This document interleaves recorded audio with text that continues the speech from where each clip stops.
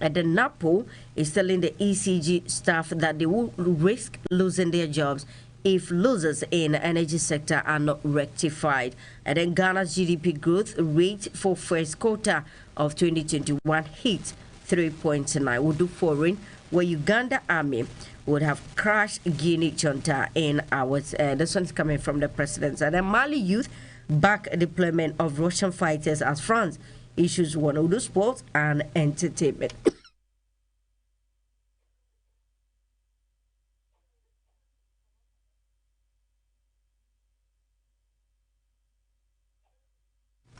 Now these stories in details. Kwesi Pratt Jr. is a Ghanaian journalist and managing editor at the Insight newspaper. He was born on the 7th of September 1953. He is 68 years old as of the year of 2021. Now he is considered as one of the finest journalists in Ghana. Kwesi was a member of Alliance for Change, the organizers of the 1995 Komipreko anti-government demonstration. Now, Kwesi Pratt is a member of the Convention People's Party. He was appointed in 2006 as the Publicity Committee chairman of the party. Kwesi was a member of Alliance for Change, the organizers of, as I've said earlier on. Now, since it is the month of the birth of the first president of the Republic of Ghana, Sajifo Dr. Kwame Nkrumah, he has been speaking about the real history of Ghana, with how the Dankwas had wanted to turn Ghana into an Akan state to suit them. Let's just take a listen to Kwesi Pratt Jr.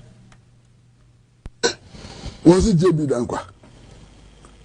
You see, you do all these things and you compel people to go back into history and bring the record. Massa, go back to history. JB Dankwa's proposal for naming Ghana. You know the name JB Dankwa proposed? JB Dankwa proposed that what we know as Ghana today should be called Akan land. Akan land. Go and check the history. So when we talk about Ghana, don't bring JB Dankwa inside at all. Don't waste our years. Don't waste our time. You know, Nkrumah was the founder of Ghana. Whether they like it or not, Nkrumah will remain the founder of Ghana. We shall continue to celebrate 21st September as Founders Day. They can celebrate their 4th August, but we, the people of Ghana, will continue to celebrate 21st September. Do you know why? Because you see, these people, they don't even know their history. Ghana, as we know it today, was put together piece by piece to form Ghana today. In the colonial era, Ashanti, part of the colonial era, Ashanti was not part of modern day Ghana. The Northern Territories were not part of modern day Ghana. Trans-Togo, Volta Togo, whatever you call it, was not part of modern Ghana. It was the referendum that the Convention People's Party and Nkrumah championed that brought today that part which they say is seceding into Ghana. What was JB Dankwa's position? These Dankwa-Busia elements supported Tolimo, which was led by S.G. Anto, who said that that part of the Ghana should not become part of Ghana. How can they be founders of Ghana when they did not want German Togoland to become part of Ghana? And today, German Togoland is part of Ghana. These Dankwa-Busia elements. And if you doubt me, go back into history. When Busia became prime minister, Busia appointed S.G. Anto, the secessionist leader, as Ghana's ambassador to Togo. What else should I say? What else should I say today? The secessionist leader was appointed as Ghana's ambassador to Togo. That's a historical record. How they make so much noise? So much empty noise. Look, West End. the vision of a united Africa, Nkrumah started implementing it. By February 24, 1966, when he was overthrown, Ghana was a confederation with Mali and Guinea. Ghana, Guinea, Mali was a confederation. It's a huge step towards African unity. By the time he was overthrown, he had signed an agreement with Patrice Lumumba of Congo unifying Ghana and Congo. Unifying Ghana and Congo. So it wasn't just a pipe dream. And then you talk about, he was concentrating too much on the outside. He should have looked inside. We are black people. We are Africans. We are being discriminated everywhere. K.A. Gbedema, as Minister of Finance under Nkrumah, went to the United States of America. They would not allow him to buy coffee in a coffee shop. So the fight against racism was our fight. It wasn't other people's fight. The fight for the independence of African countries was our fight. That was his internationalist commitment. That is why he declared on the eve of Ghana's independence that the independence of Ghana is meaningless unless it is linked up with the total liberation of Africa. He did not hide it from us. Today, if you look at French-speaking African states, all their foreign reserves are lodged in the central bank of France. When they need money, they go to France and borrow their own money and pay interest on their money. This is what Nkrumah fought against. Is this looking outside or looking inside? Is this looking outside? What would you have done? You would have collaborated with the forces of apartheid, collaborated with the forces of colonialism and so on. And Nkrumah said no to that. He stood his ground and fought them. And I'm so very proud that Ghana had a leader who stood for the liberation of the African everywhere and anywhere. You know, some of you, it's not your fault. You don't know the history. It's not your fault. You would know that by February 24th, the day of the coup, February 24th, 1966, Nana Addo Dankwa Akufo-Addo was a member, card-bearing member of the Convention People's Party. You know how he changed? His father worked for those people. His father was part of those people. You understand? He was on a list of people to be arrested on February 24th, 1966. And he told me this story. It's not that I heard the story from somewhere. The current president, Nana Addo Dankwa Akufo-Addo, told me the story himself about how he was to be arrested on that day because he was a member of the Convention People's Party. You know how he escaped arrest? Family connection. Because his father was with them, they wangled their way and took his name off the list of those to be arrested. That's how he ended up with the Dankwa Buzia people, and today is your president. If Nkrumah did any wrong, Akufo-Addo was involved. He was a card-bearing member and advocate of Nkrumah. Stop wasting our years. Nkrumah, Nkrumah truly never dies. Nkrumah would. So Nkrumah truly never died. It's the month of September, and then it is to the memory of Osagyefo Dr. Kwame Nkrumah, who fought for the independence of Ghana. Away from that, the minority in Parliament has raised red flags over a directive from the Education Minister to 46 colleges of education to pay 6.8 million Ghana cedis for Wi-Fi service. Now, in a leaked letter, the Minister, Dr. Yao Educhum, asked the Ghana Tertiary Education Commission to facilitate the payment to Busy Internet following a review of the contract for the provision of an internet service to pre-tertiary schools. Now, the Minister said this has become necessary since the free Wi-Fi service has overburdened funding for the free senior high schools. Now, but in an article, Deputy Ranking Member on the Education Committee of Parliament, Dr. Clement Apak, said there is no justification for the directive. Now, he went on to ask why should colleges of education and likely students be billed to pay for Wi-Fi, that is free Wi-Fi, which is not functioning going forward. Now, given the narrative, why should the government not be held liable and accountable instead of the colleges and likely the students? Dr. Apak insisted that providing free Wi-Fi to public senior secondary schools and universities and asking public colleges of education to pay for same Wi-Fi, which they have sadly not used, raises many questions. The United Kingdom's High Commissioner to Ghana, Harriet Thompson, has urged Ghanaian leaders to tackle the issue of corruption and ensure that public funds are used to undertake developmental projects. Harriet Thompson commended government for its digitization agenda, but mentioned that the same commitment should be shown in the fight against corruption in the country. Now, she cautioned that the United Kingdom has a zero-tolerance policy for illicit financial inflows and does not want to be home for corrupt money. Now, she appealed that whilst it is commendable to fight corruption at the low level, it is equally important to tackle high-level corruption. Now, she warned that the UK would deal with any person who tries to use the country as a destination for all that is ill-gotten money. A member of the Ashanti Region Executive Committee of the National Democratic Congress believes that the Ashanti region will emerge the decisive region for the NDC in the 2024 elections. According to Onassis Kobi, the NDC is making inroads in the region and counting on the region to swing to the party's favor. Speaking to the media, the deputy youth organizer of the NDC in the Ashanti region, Onassis Kobi, rebuffed claims that the youth in the region have rejected the party. Now, he said that the youth has rather bought into the policies of John Dramani Mahama and will demonstrate that trust in the 2024 elections. He assured the youth in the region that the John Mahama government will execute major projects and ensure that the glory of Ashanti region is restored. His reaction comes on the back of a statement from a group in the Ashanti region that John Dramani Mahama rejected them, hence their decision to pay back in 2024. Now, the group,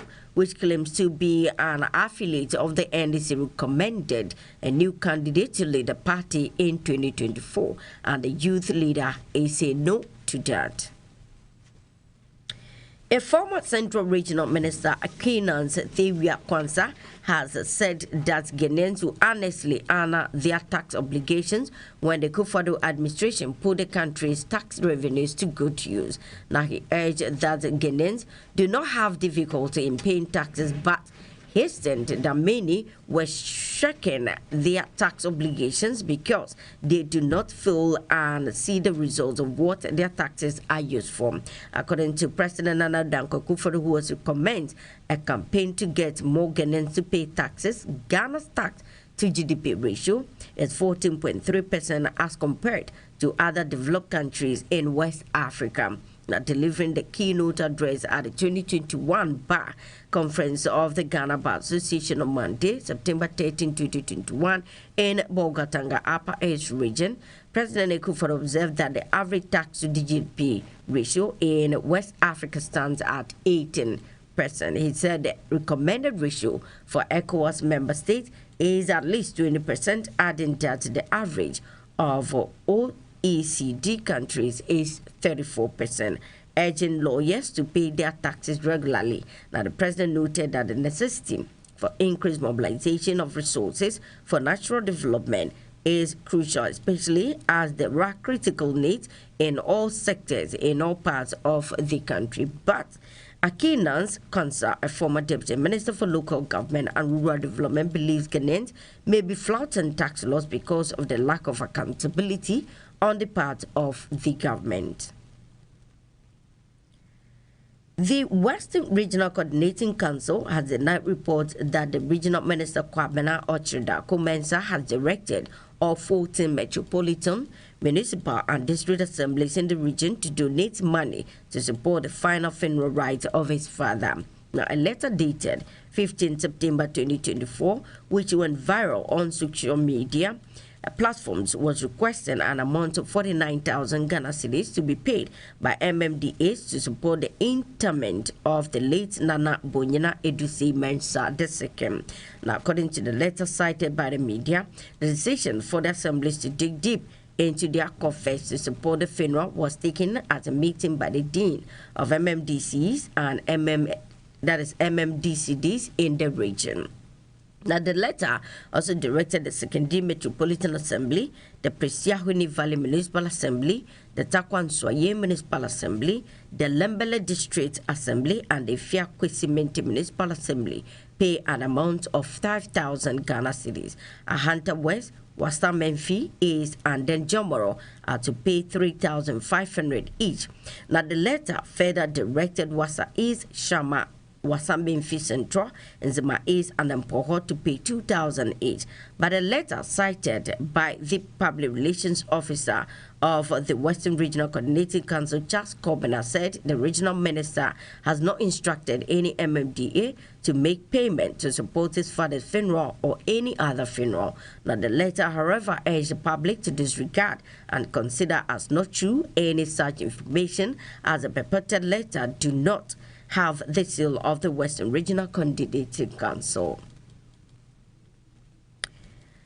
Deputy Agric Minister Yao Frimpong has admitted that Ghana faces a possible food shortage days after slamming former President John Dramani Mahama as a scaremonger for raising the issue. And according to him, the government has subsequently suspended the export of all locally produced food items to neighboring countries to afford the National Buffer Stock Company to stock up as much food as possible. Now, he admitted that the government lowered its gut feeling that they had enough as neighbors kept exporting their products, and before they could say Ghana was in a tight situation. Now, he also attributed low production to the drought of last year before promising that Ghana was not going to lower its gut going forward.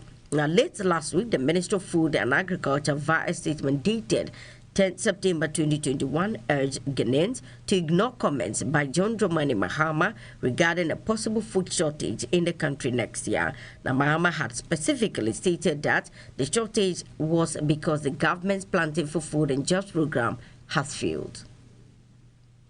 You're still listening to News Hour here on Western Radio 100.3 FM. Let's do business. The Registrar General's Department says it will strike off dormant and default companies after the end of its validation of dormant companies at the end of September 2021. Now, it said the exercise was to validate dormant companies which adhered to the directive of the Registrar of Companies to file their annual returns with the Department of risks being delisted from the company's register. Now, in a statement cited or signed by Mrs. Jemima Owari, Registrar General, and copied to the media, the department said companies due for strike-off still in default after the end of September 2021 will be published in the national dailies and the department's website. It also added that companies that could not file their annual returns before the June 30th deadline for any reason were urged to take advantage and comply during the validation period, which commenced on 1st of July 2021. The staff of the Electricity Company of Ghana are at risk of losing their jobs should the country's energy sector continue to incur huge losses. This one is coming from the Energy Minister, and this is what he's telling the Electricity Company of Ghana. Now, according to him, the power distribution company is likely to face a difficult time in retaining some of its staff should a solution to the huge losses not be found. Now, the Energy Minister, however, tasked the Revenue Mobilization Task Force to work assiduously to deliver their mandate to ensure incidents of power theft and illegal power connections are eradicated to avert incurring further losses. Meanwhile, Kwame Ajimampudu, Managing Director of ECG, on his part said his outfit, as part of a recent compliance check, discovered various incidents of illegal power connections which have been installed along Ghana-Togo border. He also entreated citizens to report persons who engage in power connection illegalities to the necessary authorities, adding that ECG will reward such persons with a 6% of accruals from persons found culpable. The provisional real quarterly gross domestic product growth rate between April to June 2021, including oil and gas, has reached 3.9% year-on-year in the second quarter, and in the same period of 2020, the growth was negative 5.7%. Now, this was estimated at constant 2019 prices for the second quarter of 2021, recording 39,162.2 million Ghana cedis compared to 37,710.3 Ghana cedis in the second quarter of 2020. Now, the non-oil GDP at constant 2013 prices for the second quarter of 2021 was 36,369.9 Ghana cedis compared to 34,580.9 million Ghana cedis in the second quarter of 2020. GDP growth rate without oil and gas, that is non-oil GDP for the first quarter of 2021 is 5.2%, which compared to the same period in 2020 with a growth rate of a negative 5.8%. So addressing journalists in Accra government statistician, Professor Samuel Kobina Enim stated that the services sector has recorded the highest growth of 11% and was followed by the agricultural sector with a growth of 5.5%, and the industry sector contracted by recording 4.3%. And now to sports. The Ghana Football Association have been given the green light by government to appoint a foreign coach for the Black Stars. The decision to appoint a foreign coach came up after the Ghana FA convinced the government that there isn't any local coach at the moment to deliver the Black Stars on AFCON title and World Cup qualification. Charles Kwabla Akono, the last local coach to manage the team together with his two deputies David Duncan and Patrick Griveraras, were sacked on Monday after the Black Stars are poor showing in the 2022 World Cup qualifiers against Ethiopia and South Africa. Now, Ghana managed a slim win over Ethiopia at the Cape Coast Sports Stadium before losing to South Africa in Johannesburg. Media understands that the Ghana FA consulted the sports minister Mustafa Yusuf before Sika Akono was sacked. Now, at the said meeting with the sports minister, it was also agreed that the Black Stars go in for an expatriate coach. The decision, which became difficult to accept due to President Nana Addo Dankwa Akufo-Addo's Ghana Beyond Aid policy of reserving the Black Stars job for only local coaches. However, the GFA delegation were able to convince the government on appointing a foreign coach, which could be crucial to the Black Stars qualification to the 2022 World Cup night tournament, which is a must-do for the ruling government. Now, this was accepted, leading to Akono's sack on Monday, followed by the formation of a three-member committee to find a new coach in the next 72 hours. And then the Ministry of Youth and Sports will be heading to the Ghana National Petroleum Corporation for help to pay incoming coach Milovan Rajevag. Now, the ministry struggled to pay Sika Akono's $25,000 a month salary, and Rajevag is understood to have agreed to take more than that. According to resources close to them, that the Serbian will be taking close to $70,000 as salary to coach the Black Stars. Now, this means the ministry would have to rely on the GMPC for support to pay the national team coach. Previously, GMPC paid salaries of coaches until the appointment of CK Akono. Now, Milovan Rajevag is expected to be confirmed coach of the Black Stars on Thursday, which is today, after negotiations between the FA and the Serbian is concluded. This will be his second spell in charge of the national team after a successful first stint where he led a young Black Stars team to the final of the 2010 Africa Cup of Nations and the quarterfinals of the FIFA World Cup in 2010.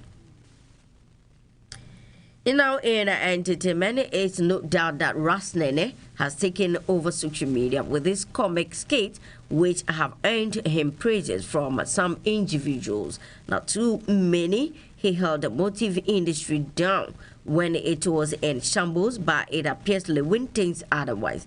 According to Kumbiwood actor Kojun Kansa, Lewin, aka Lewin, Ghanaians should stop comparing him to Ras Nene because they are not of the same level when it comes to achievement.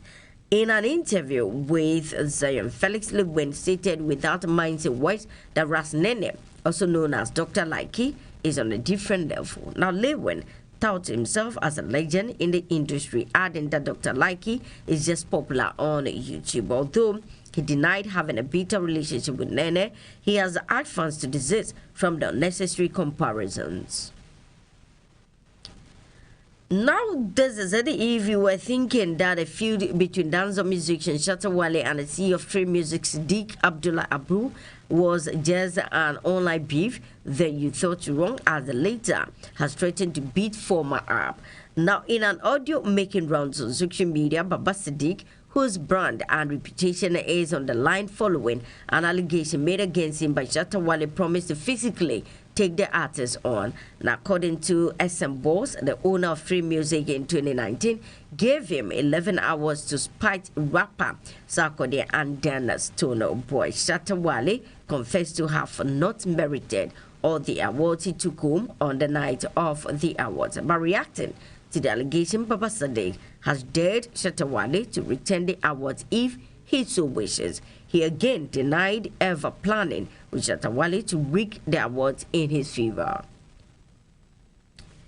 And then in foreign days after Ugandan President Yoweri Museveni used hard words on the Guinean junta, asking them to get out, his son, a top general in the army, has commented on the coup. Whilst his father spoke in an interview with French broadcaster RFI, Muzi took to social media to express his views on the Guinea coup. He averred in a post that the Guinea-style coup would remain an attempt in the Uganda context because it will be crushed before it takes off. Now, over in Guinea, the coup leaders have started a 4-tier consultation with stakeholders on launching the country towards a political transition.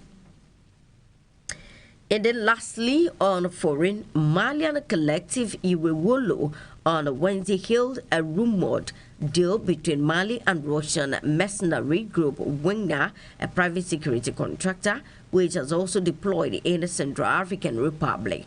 Now, former colonial rulers France and Germany have warned the West African country against deal with the group and made claims that it is close to hiring 1,000 mercenaries. Now, Germany warned Mali on Wednesday that a deal with Russian private security group Wagner would call into question its deployment in the West African country as part of United Nations and European Union missions. French sources told the media this week that the Malian government was nearing a deal with Wagner to hire nearly 1,000 mercenaries, an agreement that would underscore Moscow's growing influence in the region. For Inside Time, that's all with the news by a recap of the story. Kenyan will continue to celebrate Dr. Kwame Nkrumah on the 21st of September every year. This one is coming from Kwesi Prajuna. He gave a brief history about Dr. Kwame Nkrumah. The minority questions government 6.8 million Ghana the free Wi-Fi bill to colleges of education. UK High Commissioner wants Ghana, and they're saying that they are not a destination for corrupt money. And the NDC executives in the Ashanti region are saying that it's going to be a win for NDC in 2024 election in the Ashanti region. And then Aquinas replies, Kufore says you should put taxes to good use and Ghanaians will pay their taxes. Western region denies demanding money from MMDAs for funeral of ministers there. And then Mahama vindicated as a Greek ministry makes U-turn on possible food shortage. We did business with RGD to strike off companies in default after end of validation in September.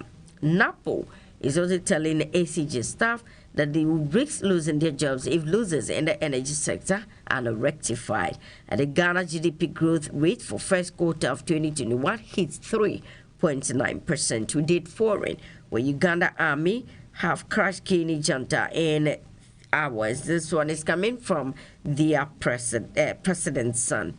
And then Mali youth back deployment of Russian fighters as France issues warning. With its sports and some entertainment stories. My name is Abigail Akofa Adasa. Thanks so much for listening. My producer is Daniel Enisuje Aden, DJ Kobe Stone.